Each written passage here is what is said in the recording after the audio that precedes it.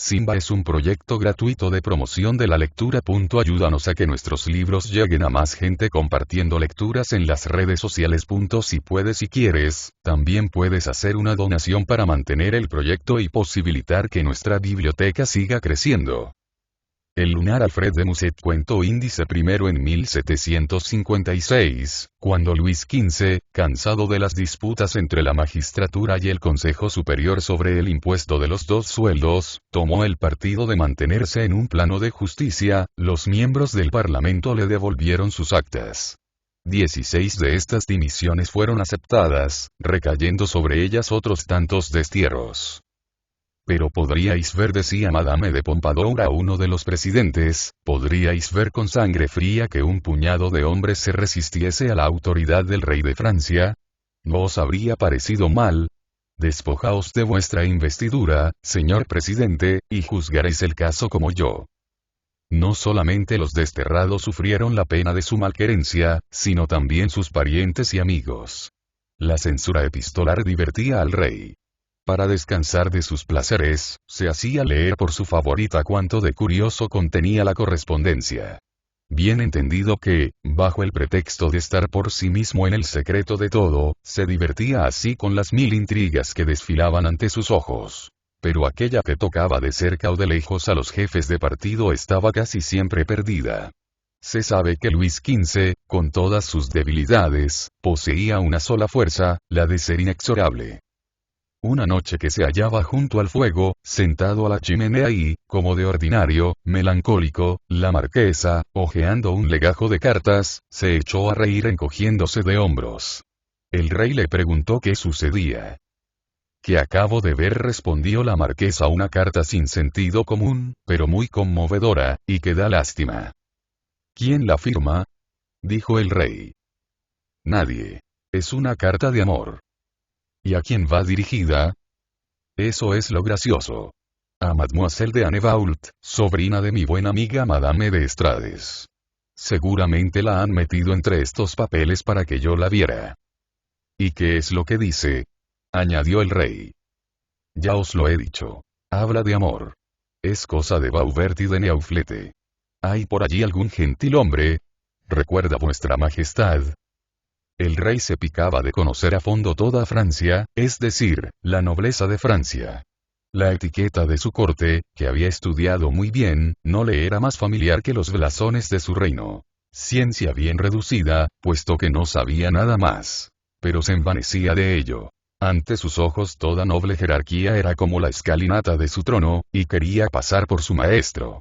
Después de permanecer unos momentos pensativo, frunció las cejas como ante un recuerdo desagradable, y haciendo a la marquesa seña de que leyera, volvió a hundirse en su sillón, y dijo sonriendo. Sigamos. La muchacha es bonita. Madame Pompadour, en el tono más suavemente burlón, empezó a leer una larga epístola, pródiga en grandes tiradas amorosas. Ved, decía su autor, cómo me persigue el destino. Todo parecía dispuesto a satisfacer mis deseos, y hasta vos misma, mi tierna amiga, no me habíais hecho esperar la felicidad. Sin embargo, por una falta que no he cometido, he de renunciar a ella. ¿No es excesiva crueldad haberme dejado entrever el cielo, para precipitarme en el abismo? ¿Gozaríais del bárbaro placer de mostrar a los ojos de un pobre condenado a muerte cuánto puede hacer la vida atrayente y amante? No obstante, tal es mi suerte. No me queda otro refugio ni otra esperanza que la tumba, pues mi desgracia me impide aspirar a vuestra mano. Cuando la fortuna me sonreía ponía toda mi esperanza en que llegaseis a ser mía. Pobre ahora, me daría horror atreverme a seguir pensando en vos, y, puesto que no puedo haceros dichosa, aunque muriendo de amor, os prohíbo que me améis. La marquesa sonrió a estas palabras. He aquí un hombre honrado, señora, dijo el rey. ¿Pero qué es lo que le impide casarse con su amada? Permitid, siré, que continúe. Me sorprende que injusticia que tanto me abruma proceda del mejor de los reyes. Sabéis que mi padre solicitaba para mí una plaza de corneta o de abanderado, y que esta plaza decidía mi vida, puesto que me proporcionaba el derecho de aspirar a vos. El duque de Virón me había propuesto. Pero el rey me recusó de un modo que me es muy triste recordar, pues si mi padre tiene su manera de ver las cosas, quiero admitir que ello sea una falta, debo ser yo castigado por eso. Mi fidelidad al rey es tan firme y sincera como mi amor a vos. Claramente demostraría lo uno y lo otro, si para ello me valiera tirar de espada. Es desesperante que se rechace mi demanda.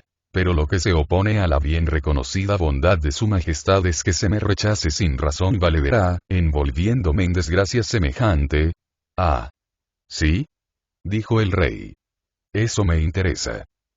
Si supierais cuán tristes estamos. Ay, amiga mía. Durante todo el día me paseo a solas por estas tierras de Neauflete, por este pabellón de Baudert, por estos bosquecillos. Ayer, el jardinero odioso se presentó con su rastra. Pero le he prohibido que rastrille. Iba a profanar la arena, la huella de vuestros pasos, más frágil que la brisa, aún no se había borrado. La punta de vuestros menudos pies y vuestros altos tacones blancos aún se marcaban en el paseo. Parecían caminar ante mí, mientras iba siguiendo vuestra divina imagen, y vuestra sombra, como posándose sobre el fugitivo rastro, se animaba por momentos. Fue aquí, departiendo a lo largo del parterre, donde tuve ocasión de conoceros y apreciaros. Una educación admirable en un angelical espíritu. La dignidad de una reina junto a la gracia de una ninfa. Un lenguaje sencillo para unos pensamientos dignos de Leibniz. La abeja de Platón en los labios de Diana. Todo esto me envolvía en sendal de adoración. Y entre tanto, entonces, las bien amadas flores esparcían su aroma en torno nuestro. Las aspiré escuchándoos y en su perfume vive vuestro recuerdo. Ahora doblan sus corolas, como, mostrándome la muerte. Ese es un mal discípulo de Juan Jacobo, dijo el rey. ¿Para qué me leéis eso? Porque vuestra majestad me lo ha ordenado por los lindos ojos de Mademoiselle de Annebault. Ciertamente, sus ojos son lindos. Al regresar de mis paseos encuentro a mi padre siempre solo, en el gran salón, de codos junto a un candelero, bajo estos dorados descoloridos que cubren nuestros carcomidos artesonados. Me ve llegar con tristeza, mi pena viva la suya. Oh Atenaida. En el fondo de este salón, junto a la ventana, está el clavecino que recorrían vuestros deliciosos dedos, que solo una vez tocaron mis labios, mientras los vuestros se entreabrían dulcemente a los acordes de la más suave música, de tal modo que vuestro canto no era sino una sonrisa. Ah, qué deliciosos Rameau, Lully, Duni y qué sé yo cuántos otros. Oh, ¿sí? Vos los amáis, y siempre están en vuestra memoria. Su hálito ha cruzado por vuestros labios. También yo me siento ante el clavecino y trato de tocar una de esas sonatas que tanto os placen, y que ahora me parecen frías y monótonas. Me paro de pronto, y las oigo extinguirse, mientras el eco se apaga bajo esta bóveda lúgubre. Mi padre se vuelve hacia mí y me contempla desolado. ¿Qué puede hacer él? Un chisme callejero, de antecámara palaciega, ha apretado nuestros grillos. Me ve joven, ardiente, lleno de vida, sin más deseo que estar en el gran mundo, y aunque es mi padre, nada puede hacer. No se diría, dijo el rey, que al mozo, yendo de casa, le hubiera matado el halcón en su propia mano. ¿Acaso alude a alguien? Es muy cierto, replicó la marquesa, prosiguiendo su lectura en tono más bajo, es muy cierto que somos vecinos cercanos y lejanos parientes de la Pate Chauvelin. Ya salió aquello. Dijo Luis XV bostezando. Un sobrino más de los pleiteantes y memorialistas. Mi parlamento abusa de mi bondad. Verdaderamente, tiene demasiada familia. Pero si no es más que un pariente lejano. Bah. Toda esa gente no vale la pena. El abate Chauvelin es un jansenista, un pobre diablo. Pero de los dimitidos. Echad esa carta al fuego, y que no se me hable más de ella. Y las últimas palabras pronunciadas por el rey no eran precisamente una sentencia de muerte, pero sí una especie de prohibición de vivir.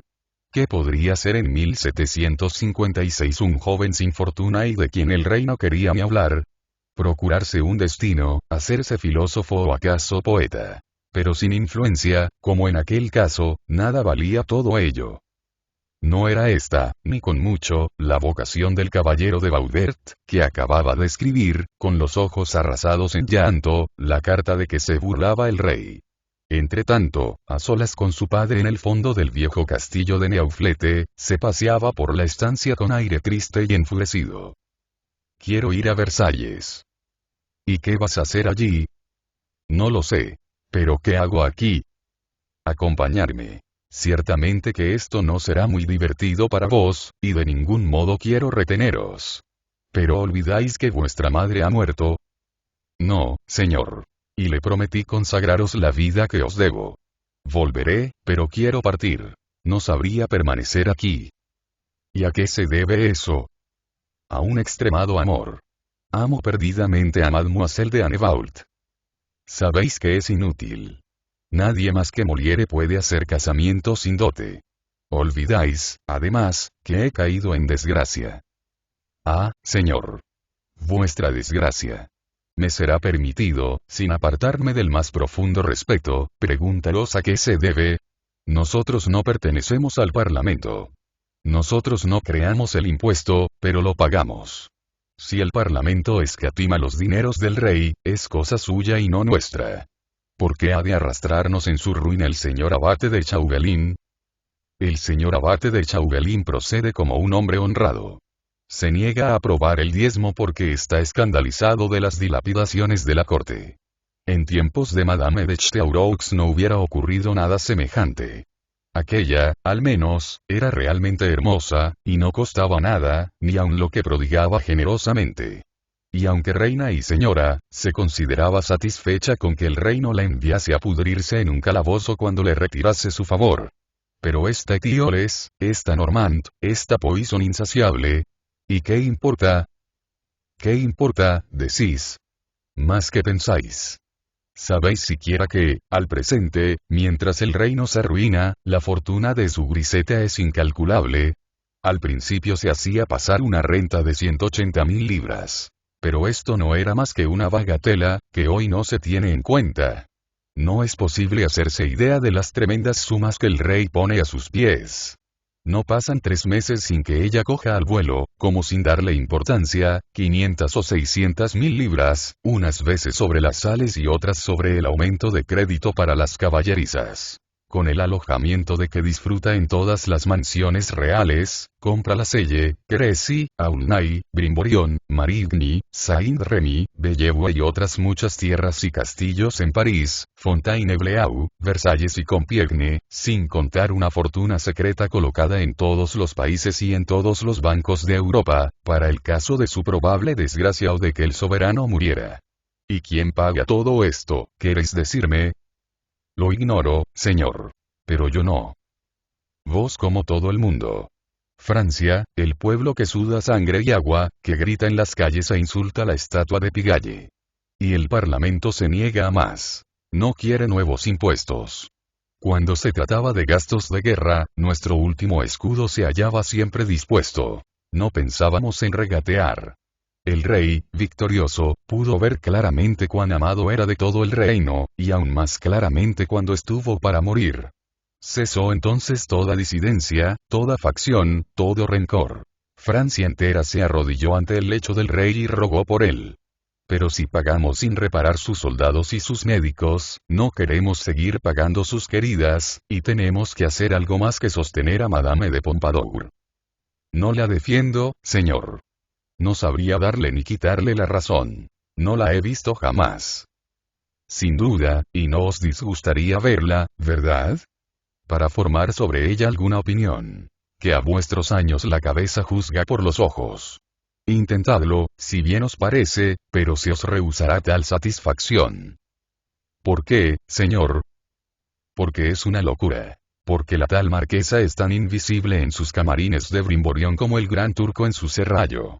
Porque os darán pon todas las puertas en las narices. ¿Qué intentáis hacer? ¿Conseguir lo imposible? ¿Buscar fortuna como un aventurero? No, como un enamorado. No pretendo suplicar, señor, sino reclamar contra una injusticia. Tenía una esperanza fundamentada, casi una promesa de Monsieur de Biron. Estaba en víspera de poseer lo que más amo, y mi amor no era ninguna insensatez. Vos no lo desaprobasteis. Permitid, pues, que trate de defender mi causa. Ignoro si tendré que entenderme con el rey o con Madame de Pompadour, pero quiero partir. No sabéis lo que es la corte, y queréis presentaros en ella. Bah. ¿Acaso por lo mismo que soy un desconocido se me reciba con mayor facilidad? Vos desconocido. Un antiguo noble. ¿Así pensáis? Con un nombre como el vuestro. Somos antiguos gentilhombres, señor mío. No podréis pasar inadvertido. Mejor entonces. El rey me escuchará. No querrá ni oír hablar de vos. Soñáis con Versalles, y pensáis veros en él no más que en cuanto el postillón se detenga, supongamos que llegáis hasta la antecámara, hasta la galería, hasta el ojo de buey. Veréis que entre su majestad y vos no hay más que el batiente de una puerta. Pues mediará un abismo. Retrocederéis, buscaréis recomendaciones, protectores. Nada encontraréis. ¿Cómo creéis que el rey se venga, de nuestro parentesco con Monsieur de Chauvelin? De Damieux se venga con el tormento. Del Parlamento, con el destierro. Pero de nosotros, con una palabra o, peor todavía, con el silencio. ¿Sabéis lo que es el silencio del rey cuando, con muda mirada, en vez de responderos os examina fijamente, al pasar, y os anonada?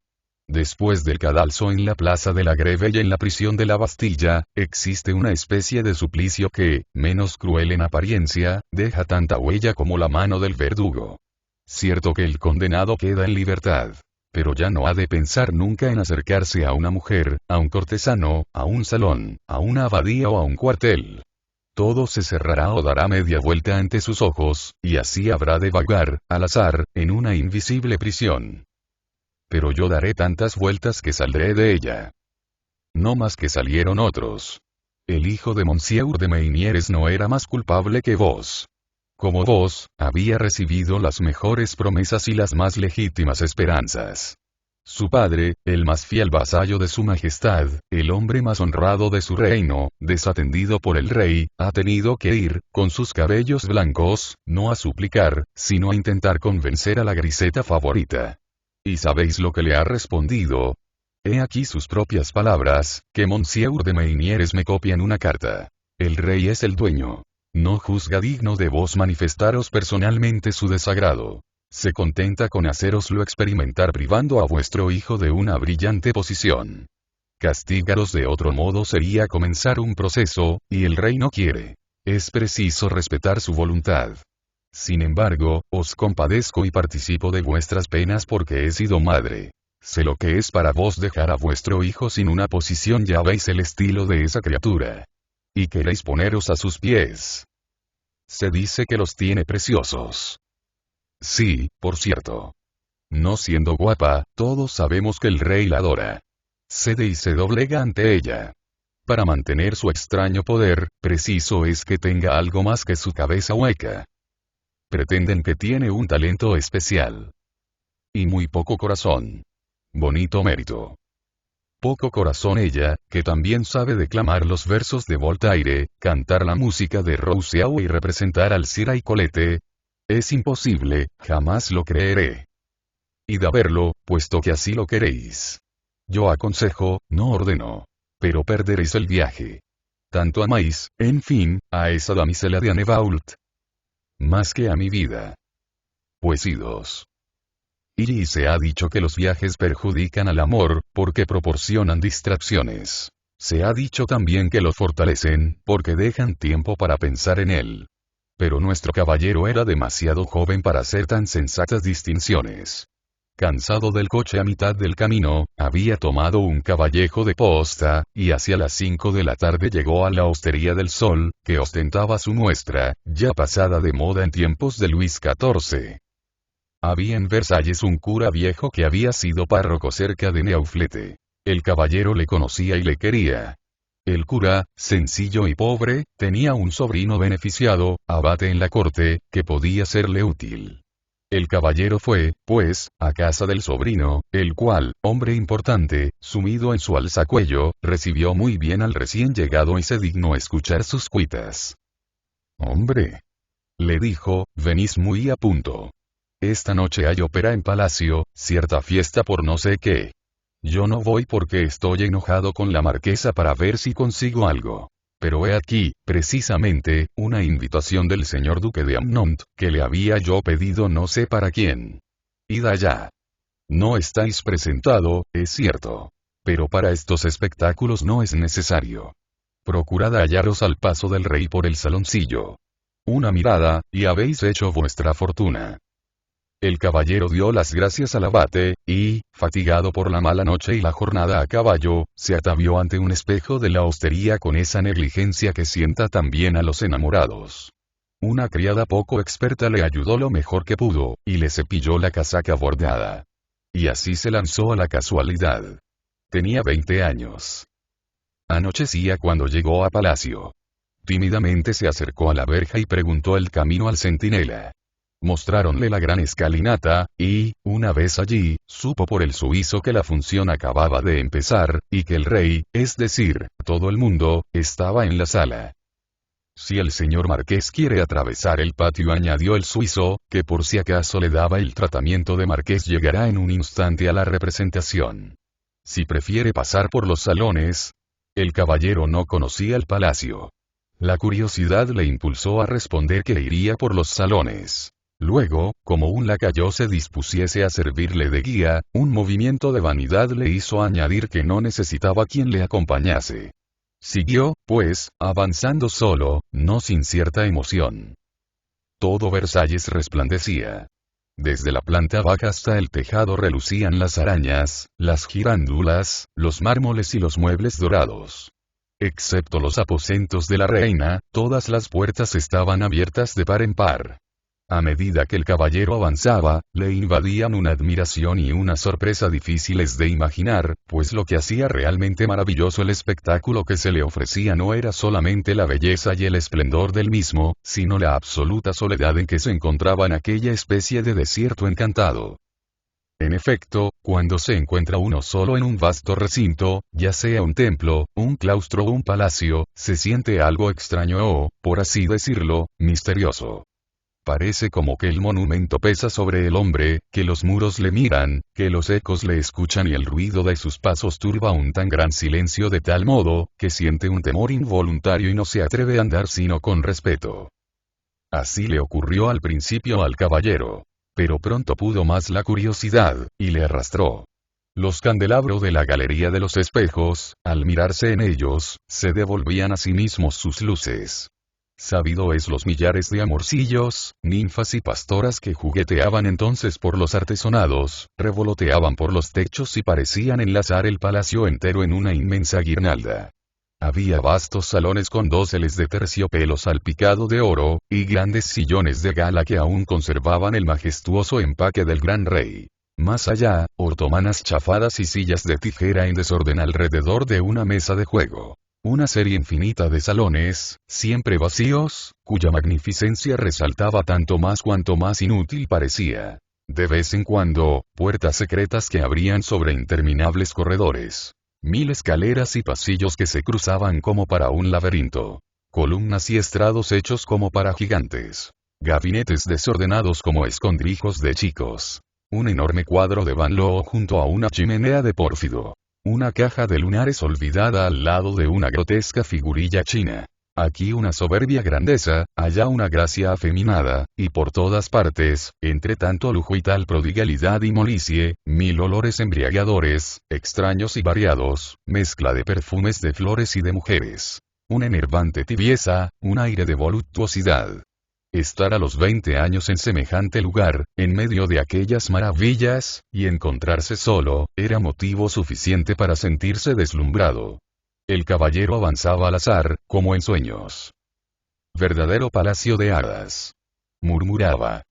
Y, en efecto, le parecía que se realizaba para él uno de esos cuentos en que los príncipes extraviados descubren mágicos palacios. Eran criaturas mortales las que habitaban aquella mansión ideal. Eran mujeres verdaderas las que habían estado sentadas en aquellas butacas, y cuyas graciosas formas habían impreso a los cojines aquellas ligeras huellas, llenas todavía de indolencia.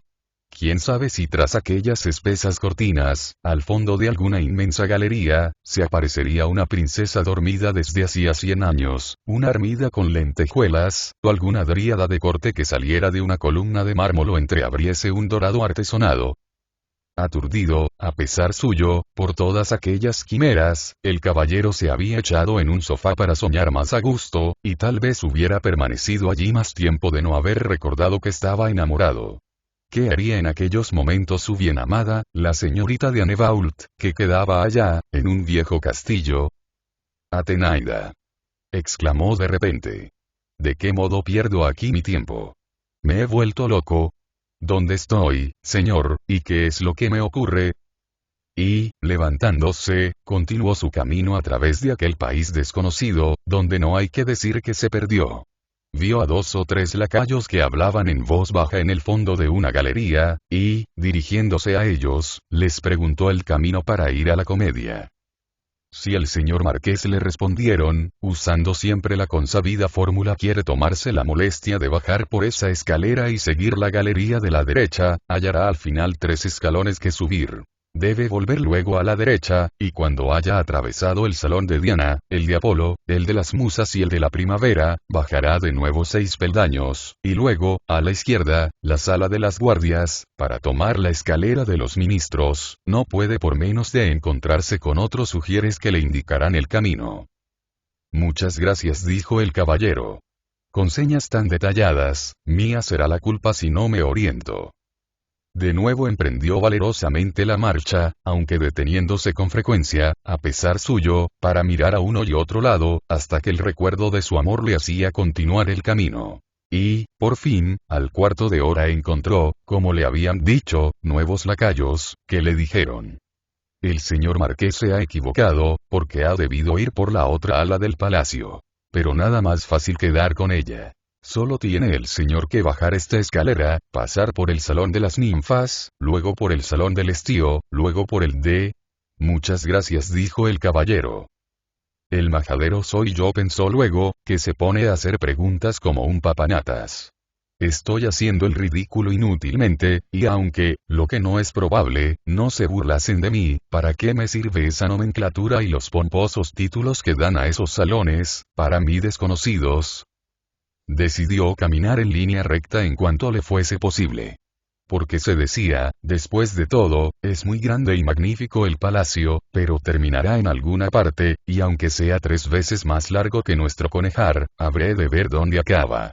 Pero en Versalles no es fácil andar mucho rato en línea recta, y la rústica comparación de la morada real con un criadero de conejos debió desagradar a las ninfas del palacio, porque se dieron con más ahínco a extraviar al pobre enamorado, y para castigarle, sin duda, complaciéronse en hacerle dar vueltas y revueltas sobre sus propios pasos, volviéndole siempre al mismo lugar, como a un campesino extraviado en un bosque.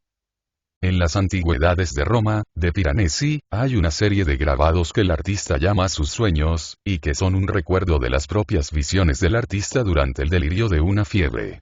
Representan estos grabados unas vastas salas góticas, en cuyo suelo hay toda clase de utensilios y de máquinas, ruedas, cables, poleas, catapultas, etcétera, etcétera. A lo largo de los muros se ve una escalera, y trepando por ella, no sin trabajo, al mismo Piranesi. Mirando a los escalones, un poco más arriba, se ve que, de repente, se cortan ante un abismo, y ocurra lo que quiera con el pobre Piranesi, imaginamos que, al menos, ha dado fin a sus trabajos, puesto que no puede dar un paso más sin caer al abismo. Pero si levantamos más los ojos, vemos elevarse en el aire una segunda escalera, y de nuevo vemos en esta escalera a Piranesi al borde de otro precipicio.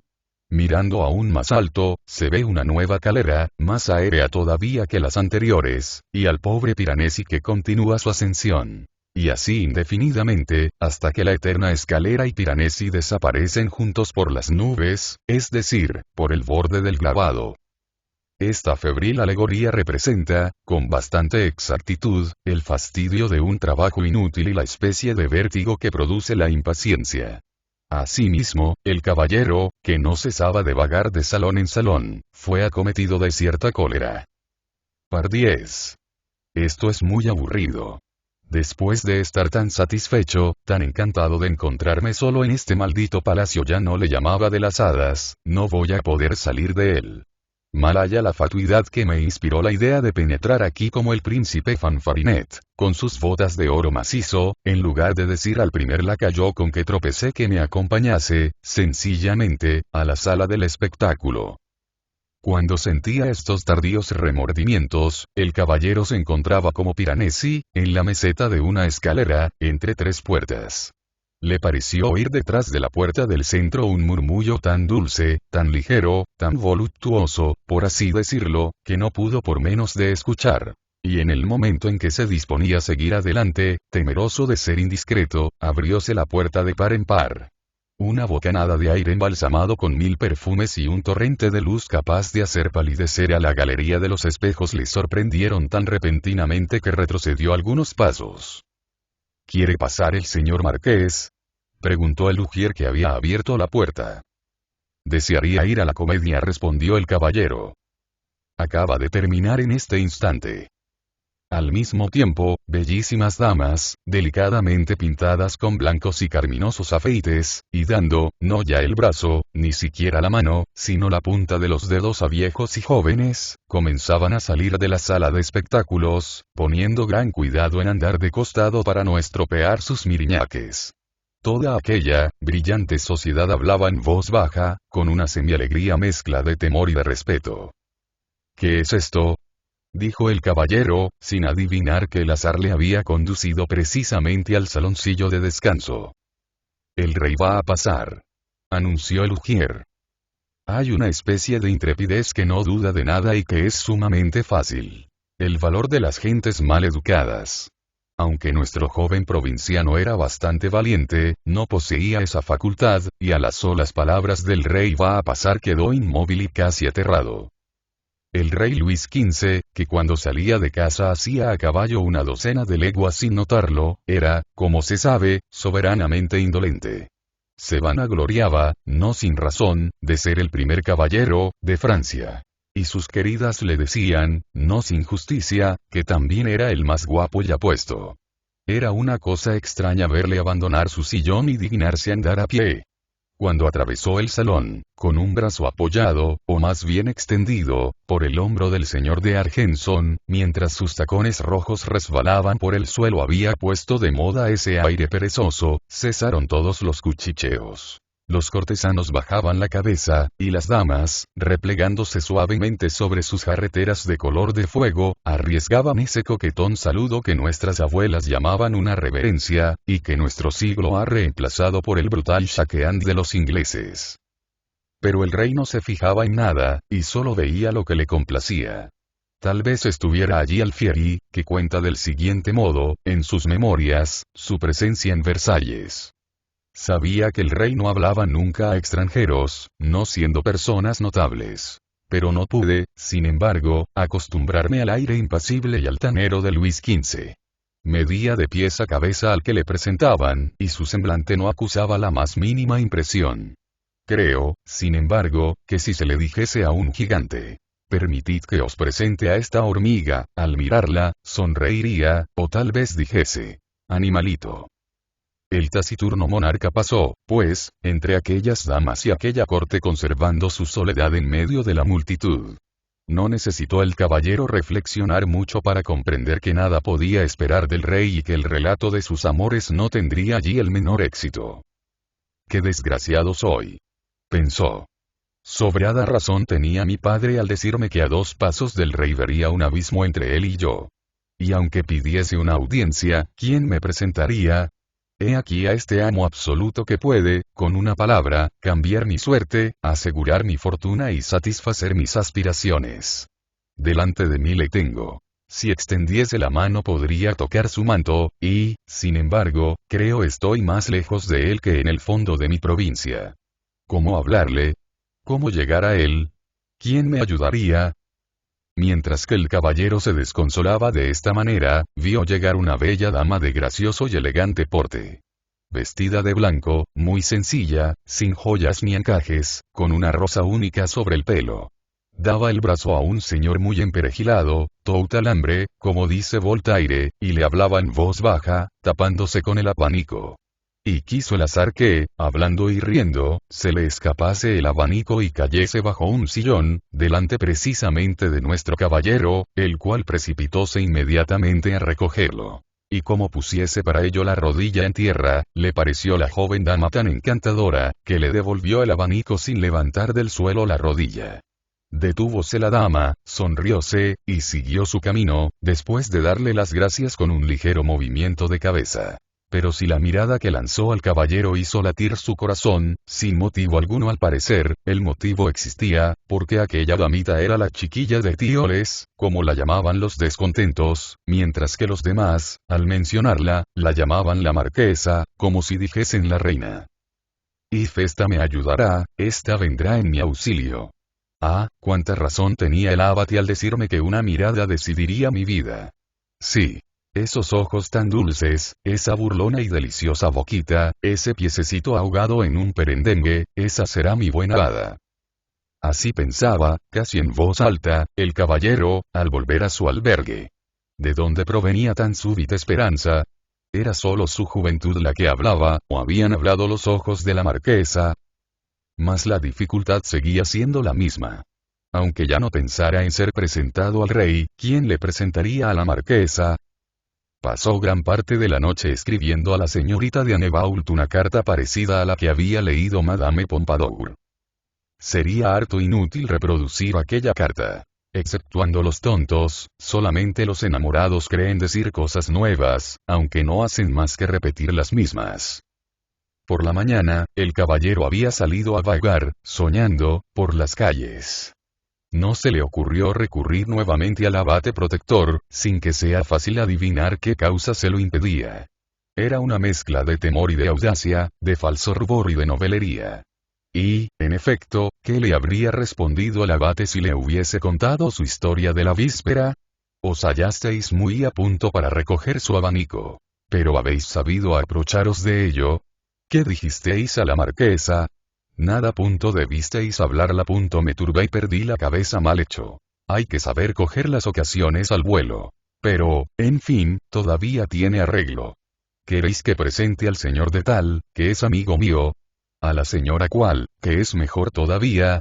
Procuraremos haceros llegar hasta esa marquesa que tanto miedo os causa, y si esta vez, etcétera, etcétera. Pero el caballero no se ocupaba de cosas semejante. Le parecía que contar su aventura hubiera sido, por decirlo así, desflorarla y echarla a perder. Decíase que a casualidad había hecho con él algo inaudito, algo increíble, y que aquello debía ser un secreto entre la fortuna y él. Confiar semejante secreto a un cualquiera era, a su juicio, quitarle todo su valor y mostrarse indigno de él. Solo fui ayer al Palacio de Versalles, pensaba, y solo iré también al Trianon, que por entonces era la residencia de la favorita. Semejante modo de pensar puede y hasta debe parecer extravagante a los espíritus calculadores, que nada olvidan y que confían lo menos posible a la casualidad. Pero los de más frialdad, si han sido jóvenes, no todo el mundo lo es, ni aun en su juventud, han podido conocer este sentimiento extraño, débil y atrevido, peligroso y seductor, que nos arrastra a la fatalidad. Nos sentimos ciegos y lo deseamos. No sabemos dónde vamos y seguimos adelante. La sugestión está en esa misma despreocupación y en esa misma ignorancia.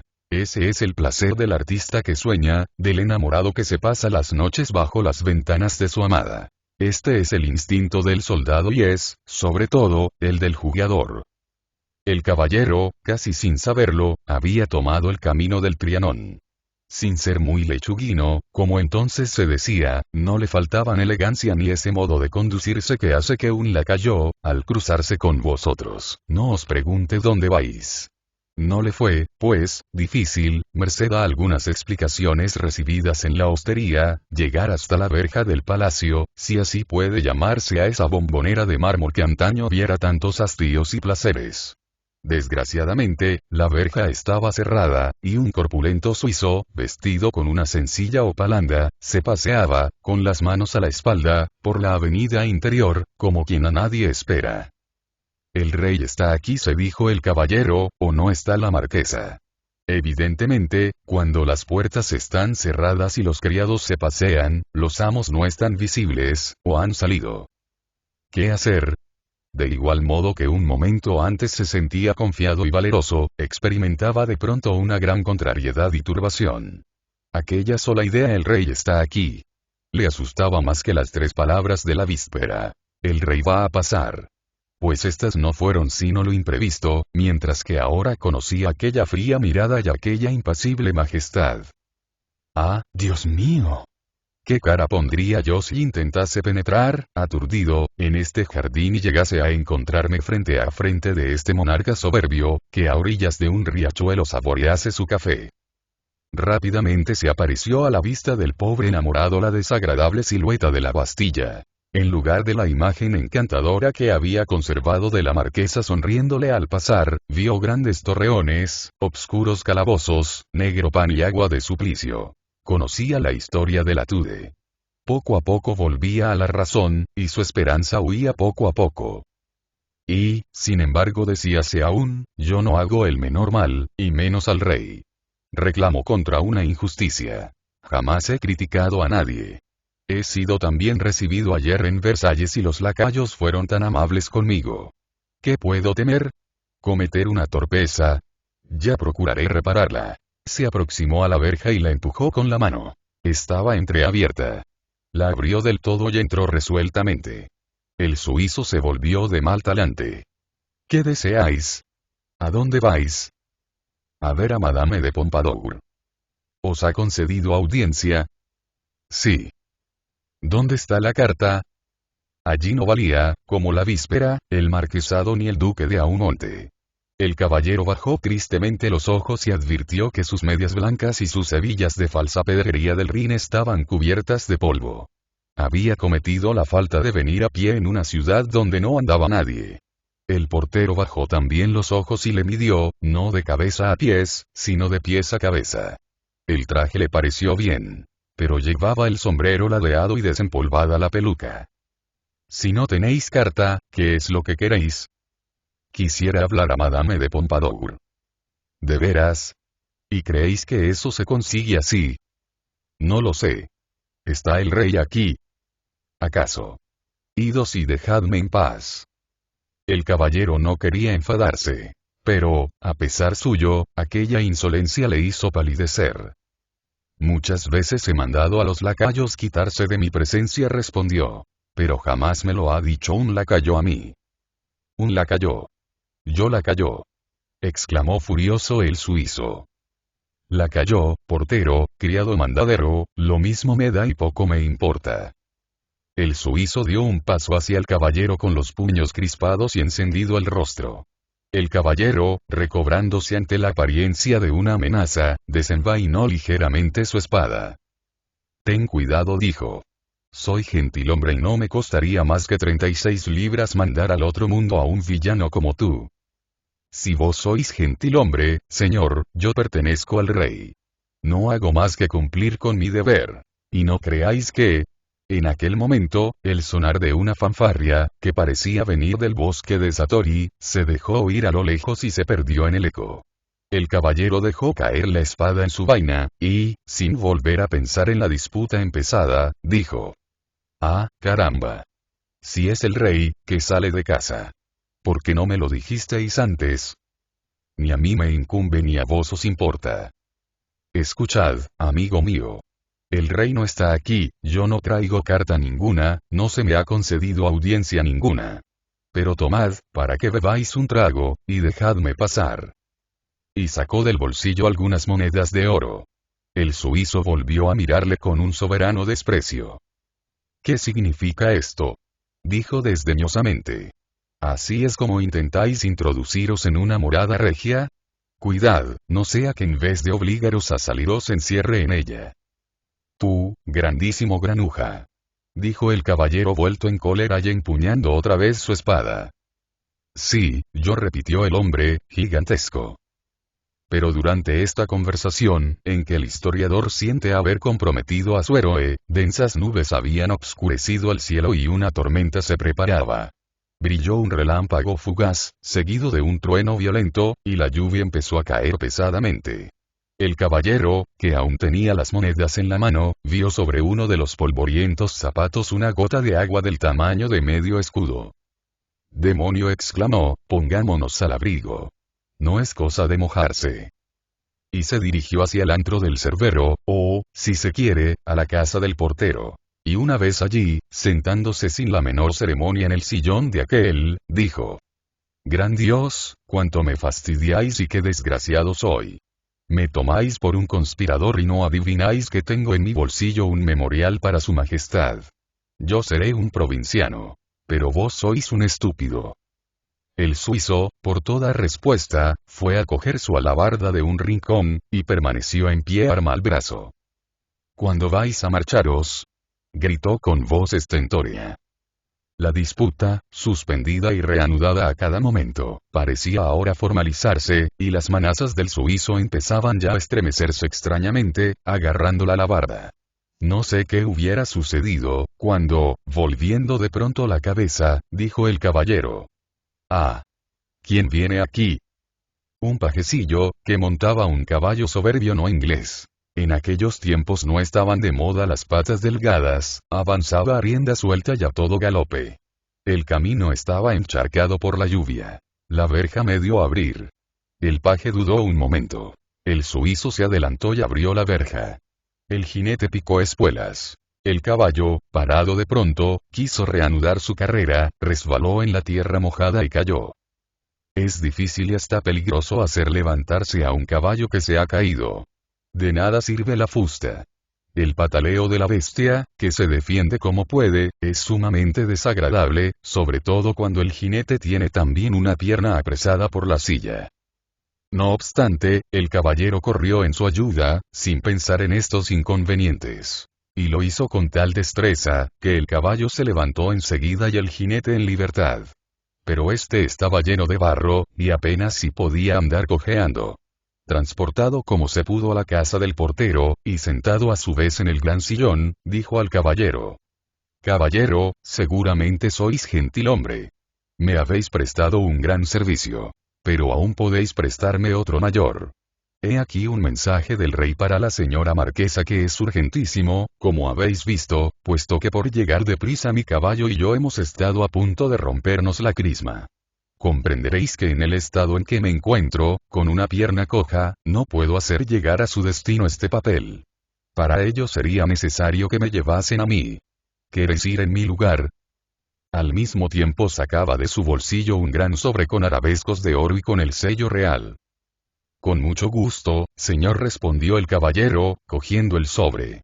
Y ligero y ágil como una pluma, echó a correr cual sin tocar el suelo. Ve cuando el caballero llegó al palacio, otro suizo salióle al paso en el peristilo. «Orden del rey», dijo el joven, que no temía esta vez a las alabardas. Y, mostrando su carta, pasó alegremente por entre media docena de lacayos. Un ujier corpulento, plantado en medio del vestíbulo, al ver la orden con el sello real, se inclinó profundamente, como un álamo curvado por el viento, y luego, con uno de sus dedos huesudos, apretó, sonriendo, en el ángulo de dos muros. Una puertecilla de escape, oculta por un tapiz, se abrió como por encanto. El hombre huesudo hizo un ademán obsequioso, el caballero entró, y el tapiz, que permanecía a medio descorrer, cayó blandamente a sus espaldas.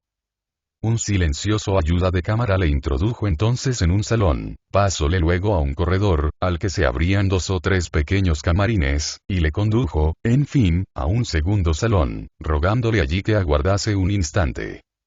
«¿Estaré otra vez en el Palacio de Versalles?», se preguntaba el caballero. «¿Vamos a empezar nuevamente a jugar al escondite?». El Trianon no era en aquella época, ni lo es ahora, lo que antes había sido. Se ha dicho que Madame de Maintenon había hecho de Versalles un oratorio, y Madame de Pompadour un camarín de cortesana. También se ha dicho del Trianon que aquel palacete de porcelana era el tocador de Madame de Montespan. Sea lo que fuese de todo esto, lo cierto es que Luis XV prodigaba por todas partes camarines semejantes. Cualquier galería por la que su abuelo se paseara majestuosamente, estaba por entonces caprichosamente dividida en infinitos aposentos. Los había de todos colores, y el rey mariposeaba por aquellos bosquecillos de seda y terciopelo. ¿Os parece bien cómo he hecho decorar mis saloncillos? Preguntó cierto día a la bella condesa de Seran. No respondió ella, preferiría que fuesen azules.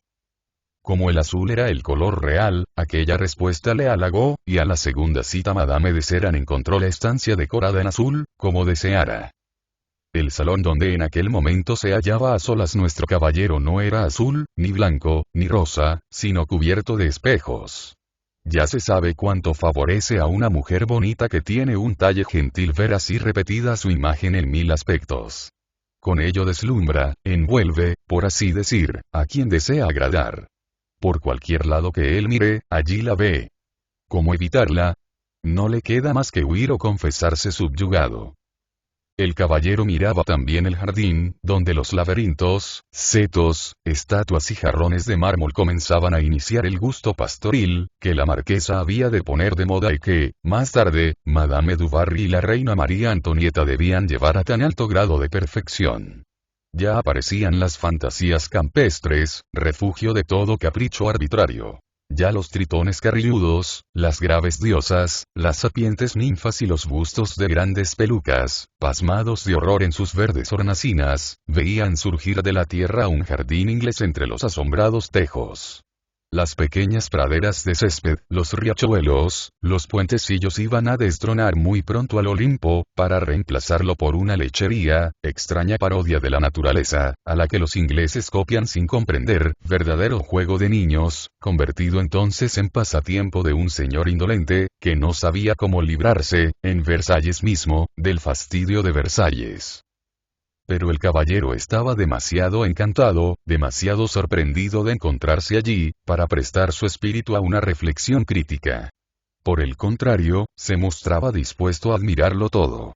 Y, en efecto, lo admiraba, dando 1000 vueltas a la carta entre sus dedos, como un provinciano a su sombrero, cuando una linda azafata abrió la puerta y le dijo dulcemente: «Venid, caballero». Este la siguió, y después de pasar nuevamente por diversos corredores más o menos misteriosos, le hizo entrar en un aposento espacioso, cuyas persianas estaban a medio entornar. La azafata se detuvo y pareció escuchar.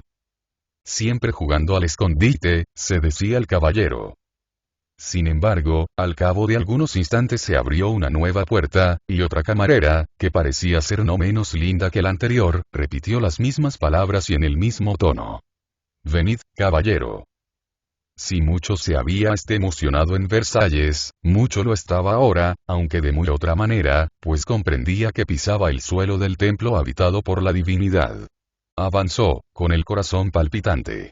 Una suave luz, ligeramente velada por leves cortinas de gasa, sucedió a la obscuridad. Un delicioso y casi imperceptible perfume se esparció por el aire en torno suyo. La azafata apartó tímidamente un cortinón de seda, y en el fondo de un gran gabinete de la más elegante sencillez el caballero vio a la dama del abanico, es decir, la marquesa todopoderosa. Estaba sola, sentada ante una mesa, envuelta en un peinador, con la cabeza apoyada en la mano y parecía muy preocupada. Al ver entrar a caballero se levantó como por un movimiento súbito e involuntario. «¿Venís de parte del rey?». El caballero hubiera respondido. Pero no encontró nada mejor que inclinarse profundamente y presentar a la marquesa la carta de que era portador. Ella la cogió, o, mejor dicho, se la arrebató con gran vivacidad, y al rasgar el sobre, sus manos temblaban visiblemente. La carta, de puño y letra del rey, era bastante larga. Al punto la marquesa la devoré, por así decirlo, de una ojeada. Luego la leyó ávidamente, con profunda atención, fruncido el ceño y apretados los dientes. No estaba tan bella así. No parecía la mágica aparición del saloncillo de Versalles. Cuando terminó su lectura pareció reflexionar, y poco a poco su semblante, que había palidecido, tiñóse de rubor a aquella hora aún no tenía colorete, y no solo recuperó su gracia, sino que un rayo de verdadera belleza iluminó sus delicadas facciones. Sus mejillas hubieran pasado por 2 rosas. Lanzó un leve suspiro, dejó caer la carta sobre la mesa y volviéndose hacia el caballero. «Os he hecho esperar, caballero», le dijo con la más encantadora sonrisa, pues no estaba visible, ni lo estoy todavía. Por eso me he visto precisada a haceros venir por los corredores. Aquí estoy tan asediada como en mi propia casa. Quisiera responder 2 palabras al rey. ¿Os disgustaría cumplir mi encargo? Esta vez era preciso hablar. El caballero había tenido tiempo de recuperar un poco de valor. Oh, señora. Dijo tristemente, me hacéis demasiado honor. Pero, desgraciadamente, no me es posible aprovecharlo. ¿Por qué? Porque no tengo la honra de pertenecer al servicio de su majestad. Entonces, ¿cómo habéis llegado hasta aquí? Por casualidad. Di en mi camino con un paje que se cayó al suelo, y me rogó que... ¿Cómo que se cayó al suelo? Repitió la marquesa, rompiendo a reír. En aquel momento parecía tan dichosa, que le brotaba la alegría fácilmente. Sí, señora. Se cayó del caballo, junto a la verja. Por fortuna, me encontraba yo allí para auxiliarle, y como tenía el traje estropeado me rogó que os trajese el mensaje. ¿Y por qué casualidad os encontrabais allí? Señora, es que quiero presentar un memorial a su majestad. Su majestad vive en Versalles. Sí. Pero vos vivís aquí. Ah, ya. Entonces sois vos el que quiere encargarme una comisión. Señora, os suplico que creáis. No os asustéis. No sois el primero. Pero ¿por qué os dirigís a mí? Yo no soy más que una mujer, como otra cualquiera. La marquesa pronunció estas palabras en tono burlón, y echó una mirada de triunfo a la carta que acababa de leer. Señora, replicó el caballero, siempre he oído decir que los hombres ejercen el poder y que las mujeres disponen de él, ¿verdad? Pues bien, señor. En Francia hay una reina. Lo sé, señora, y eso es lo que ha hecho que yo me encontrase aquí esta mañana. La marquesa estaba más que acostumbrada a semejantes cumplidos, aunque recibidos siempre en voz baja. Pero, en la circunstancia presente, aquel pareció agradarle de una manera especial. ¿Y en qué os fundabais? Le dijo, ¿qué seguridad teníais para poder llegar hasta aquí? Porque supongo que no contaríais con que un caballo iba a caerse en vuestro camino. Señora, yo creía, yo esperaba. ¿Qué esperabais? Esperaba que la casualidad me proporcionase. Siempre la casualidad. A lo que parece es amiga vuestra. Pero os advierto que, si no contáis más que con ella, es muy poca recomendación. ¿Acaso la suerte, ofendida por aquella irreverencia, quiso vengarse, pues el caballero, a quien las últimas preguntas habían turbado más cada vez, distinguió de pronto, en la esquina de la mesa, el mismo abanico que la víspera había recogido del suelo? Lo cogió, y, como la noche antes, se lo ofreció a la marquesa rodilla en tierra, diciéndole: «He aquí, señora, el único amigo con que cuento». La marquesa pareció extrañarse al pronto. Dudó un momento, mirando ya al abanico, ya al caballero, y acabó diciendo: «Ah, tenéis razón. Sois vos, caballero. Os reconozco. Sois el mismo a quien vi anoche, al acabar la comedia, con Monsieur de Richelieu. Dejé caer mi abanico, y también os encontrasteis allí, como decíais». «Sí, señora». «Y muy galantemente, como un verdadero caballero, me lo devolvisteis.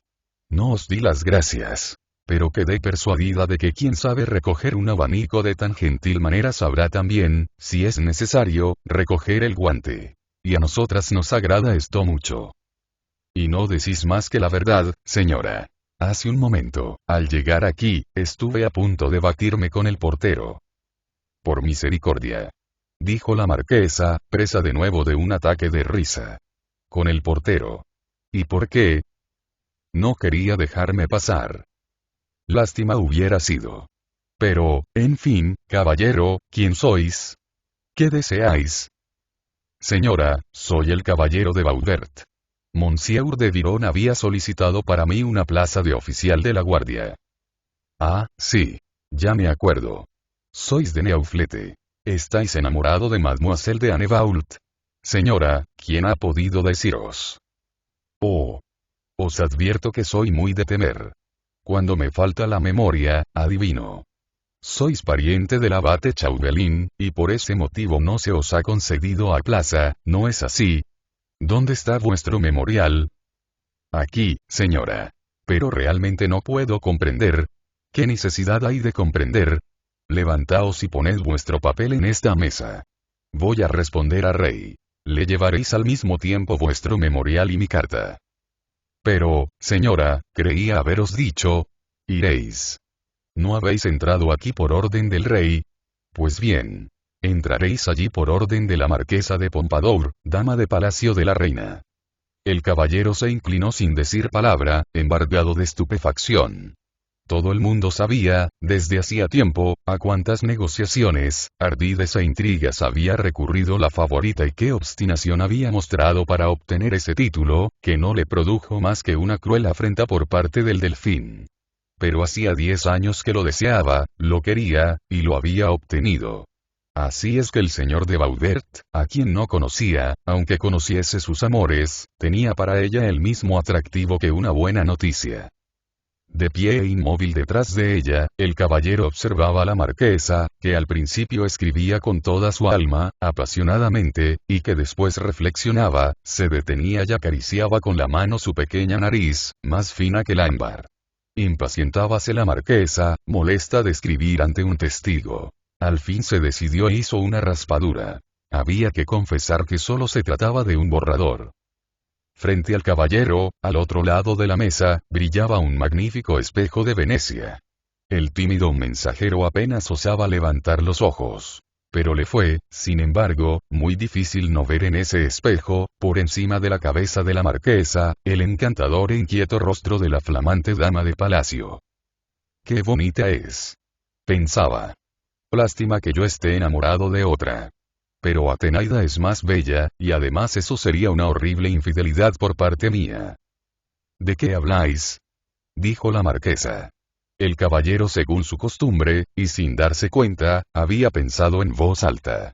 ¿Qué estáis diciendo? Yo, señora. Estoy pensando. Ya está terminada, respondió la marquesa, cogiendo otro pliego de papel. Pero a un ligero movimiento que hizo para volverse, el peinador se deslizó de sus hombros. Las modas son muy extrañas. Nuestras abuelas tomaban como una cosa natural el ir a la corte con inmensos vestidos que dejaban sus senos al descubierto, y no lo creían nada indecoroso. Pero, en cambio, cubrían cuidadosamente sus espaldas, cosa que tanto lucen ahora en los bailes y en la ópera nuestras damas contemporáneas. Este es, pues, un género de belleza recientemente inventado. En la delicada, blanca y preciosa espalda de Madame de Pompadour había un pequeño lunar, que parecía una mosca nadando en leche. El caballero, que estaba muy serio para encubrir su azoramiento, miraba el lunar, y la marquesa, con la pluma levantada en el aire, miraba en el espejo al caballero. Uno y otra cambiaron por el espejo una rápida mirada, mirada que nunca engaña a las mujeres, y que de una parte quiere decir, sois encantadora. Y de otra, no me ofende que lo penséis. Sin embargo, la marquesa se arregló el peinador y dijo, ¿mirabais mi lunar, caballero? No miro, señora. Veo y admiro. Aquí tenéis mi carta. Llevadla al rey con vuestro memorial. Pero señora, ¿qué ocurre? Su Majestad está de casa. Acabo de oír las trompas en el bosque de Satori. Es verdad, ya no me acordaba. Pues bien, llevadla mañana o pasado, igualdad. Pero no, mejor es ahora mismo. Andad, entregádsela a Legel. Adiós, caballero, y tratad de recordar que este lunar que habéis visto solo el rey lo conoce. Y en cuanto al azar, vuestro amigo, os ruego que le digáis que pierda la costumbre de charlar tan alto como lo hacía hace poco. Adiós, caballero. Tocó un pequeño timbre, y, apareciendo de su manga una verdadera ola de encajes, tendió al joven su desnudo brazo. Inclinóse de nuevo el caballero, y apenas rozó con sus labios las rosadas uñas de la marquesa, la cual no tomó esto, ni mucho menos, por descortesía, sino por una exagerada modestia. Al instante reaparecieron las azafatas, las de más categoría aún no habían abandonado el lecho, y tras ellas, tieso, entre su rebaño de corderillas, el huesudo ujier, que, siempre sonriendo, le indicaba el camino. Vi solo, y hundido en un viejo sillón, allá en el fondo de su cuartito de la Hostería del Sol, esperó el caballero, primero un día y luego 2, sin recibir la menor noticia. Extraña mujer.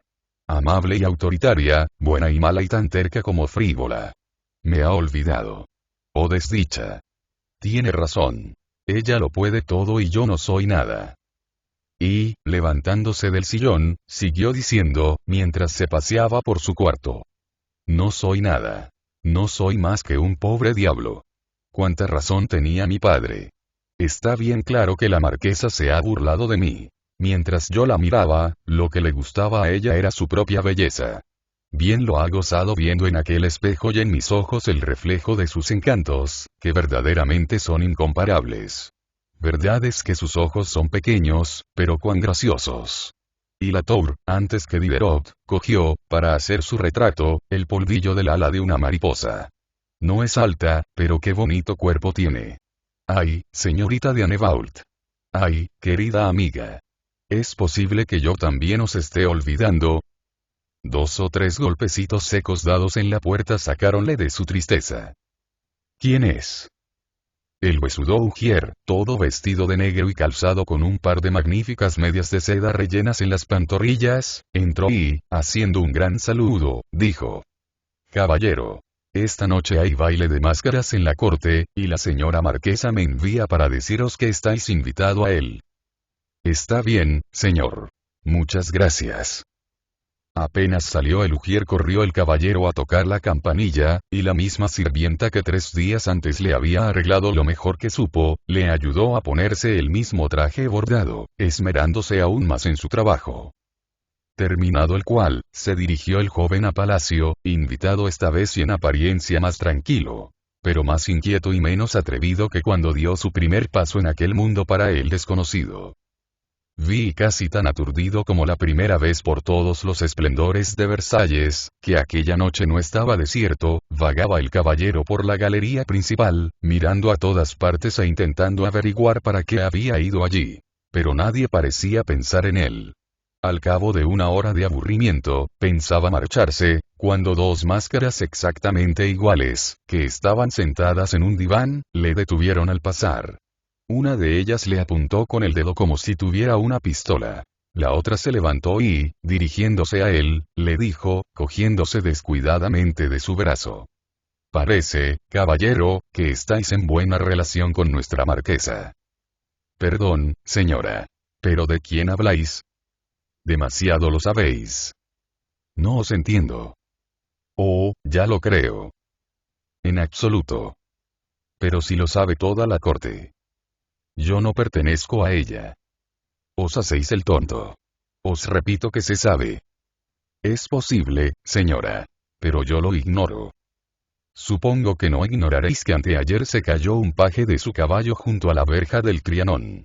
¿No estabais, por azar, presente? Sí, señora. ¿Y no le ayudasteis a levantarse? Sí, señora. ¿Y no entrasteis en el palacio? Indudablemente. ¿Y no os dieron un papel? Ciertamente. El rey no estaba en el Trianón. Estaba de casa. La marquesa estaba sola, ¿no es verdad? Sí, señora. Acababa de levantarse y apenas si estaba vestida. Solo tenía, según se dice, un gran peinador. Las gentes, a quien no se les puede impedir que hablen, dicen todo lo que se les ocurre. Muy bien. Pero parece ser que entre la marquesa y vos se cruzó una mirada que no le disgustó a ella. ¿Qué queréis decir con eso, señora? Que no le habéis disgustado. No entiendo nada de eso, señora. Pero me desesperaría que una benevolencia tan amable y tan extraña, que yo no esperaba y que me ha llegado al fondo del corazón, pudiera motivar falsas interpretaciones. Pronto os acaloráis, caballero. Cualquiera diría que ibais a desafiar a toda la corte. Pero no acabaréis nunca de matar a tanta gente. Pero, señora, si ese paje se cayó y si yo llevé su mensaje, permitidme preguntaros por qué se me interroga. La máscara le apretó el brazo y le dijo: Escuchadme, caballero. Cuanto gustéis, señora. Veréis de qué se trata. El rey no está ya enamorado de la marquesa, ni nadie cree que lo haya estado nunca. Ella acaba de cometer una imprudencia. Se ha puesto por montera al Parlamento con el asunto de los 2 sueldos de impuesto, y ahora se atreve a atacar a una potencia aún mayor. A la Compañía de Jesús. Sucumbirá en la lucha. Pero tiene armas, y, antes de perecer, se defenderá. Muy bien, señora. ¿Pero qué tengo yo que ver con todo eso? Os lo voy a decir. El señor de Choiseul está medio reñido con el señor de Bernice, y ni uno ni otro saben a punto fijo lo que van a intentar. Bernice se va a marchar, y Choiseul ocupará su lugar. Una palabra vuestra puede decidirlo todo. Decidme en qué forma, señora. Os lo ruego. Dejando contar vuestra visita del día pasado. ¿Y qué relación puede haber entre mi visita, los jesuitas y el Parlamento? Escribid 2 palabras, y la marquesa está perdida. Y estad seguro de que el mayor interés, el más vivo reconocimiento. Os ruego que me perdonéis, señora. A Madame de Pompadour se le cayó el abanico delante de mí, y, recogiéndoselo, se lo devolví. Me dio las gracias, y con la amabilidad que la distingue me permitió que yo a mi vez se las diese. Vamos al grano, que el tiempo se pasa. Yo soy la condesa de Estrades. Vos amáis a mi sobrina, Mademoiselle de Annebault, y no tratéis de negarlo, porque sería inútil. Solicitáis una plaza de oficial, mañana mismo la obtendréis. Y si Atenaida os gusta, no tardaréis en ser mi sobrino. Oh, señora. Cuán bondadosa sois. Pero hay que hablar. No, señora. Había oído decir que amabais a mi sobrina. Todo lo más que se puede amar, señora. Pero si alguna vez puedo declarar ante ella mi amor, es preciso que también pueda declarar mi honor. Qué terco sois, caballero. ¿Y es esa vuestra última palabra? La última y la primera. ¿Os negáis a entrar en la guardia? ¿Rechazáis la mano de mi sobrina? A ese precio, sí, señora. Madame de Estrades lanzó al caballero una mirada penetrante y llena de curiosidad, y al no advertir luego en su rostro el menor signo de duda, alejóse lentamente, perdiéndose entre la multitud. El caballero, que no podía entender nada de tan extraña aventura, fue a sentarse en un rincón de la galería. ¿Qué pensará hacer esa mujer? Se decía. Debe estar un poco loca. Quiere trastornar el Estado por medio de una estúpida calumnia, y me propone que me deshonre para poder alcanzar la mano de su sobrina. Pero Atenaida me rechazaría, o, si se prestaba a semejante intriga, sería yo quien la rechazaría a ella. ¿Cómo buscarle un perjuicio a esa buena marquesa, difamarla, calumniarla? Nunca, no. Eso nunca. Distraído, como de costumbre, iba probablemente el caballero a levantarse y hablar en voz alta, cuando un dedito de color de rosa le tocó ligeramente en el hombro. Levantó los ojos y vio delante de él a las 2 máscaras, vestidas con idéntico traje, que le habían abordado. ¿Con qué no queréis ayudarnos? Dijo una de las máscaras, disimulando la voz. Pero aunque los 2 trajes fuesen absolutamente iguales, y aunque pareciese todo perfectamente estudiado para que se confundiesen la una con la otra, el caballero no se engañó, pues ni la mirada ni el acento eran los mismos de antes. ¿Contestaréis, caballero? No, señora. ¿Escribiréis? Tampoco. La verdad es que sois terco. Buenas noches, señor teniente. ¿Qué decís, señora? Ahí va vuestro nombramiento y vuestro contrato matrimonial. Y diciendo esto le arrojó el abanico. Era este el mismo que ya había recogido 2 veces el caballero. Los amorcillos de Boucher jugueteaban en el pergamino, al lado del dorado nácar. No cabía duda alguna. Era el abanico de Madame de Pompadour. ¡Oh, cielos! ¿Es posible, marquesa? Y tan posible, respondió alzando sobre su barbilla el encajito negro. No sé cómo agradecer, señora. Ni hace falta. Sois un galante caballero, y nos volveremos a ver, puesto que estáis entre nosotros. El rey os ha colocado bajo el estandarte blanco. Acordaos de que no hay mejor elocuencia para un solicitante que la de saber callar a tiempo, y dispensadnos, añadió, riendo y marchándose, si antes de concederos la mano de nuestra sobrina hemos tomado informes.